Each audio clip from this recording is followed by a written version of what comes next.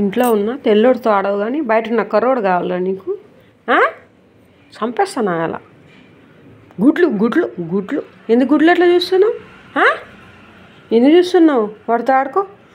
వాడు చూడు సైలెంట్గా ఉన్నాడు పాపం, అసలు ఒక్కడే ఇంత బాగా ఆడుకుంటాడు. మీ జాతేగా, ఎందుకు వాడితో ఆడతలేవు? ఎందుకు? నువ్వు నీ ఫ్యామిలీ నీ వంశం వీళ్ళే ఉండాలి, ఇంక బయట ఎవ్వడు ఉండకూడదు కదా. అస్సలు పాపం వచ్చిన కాడి నుంచి మాట్లాడతలేవు వాడితో.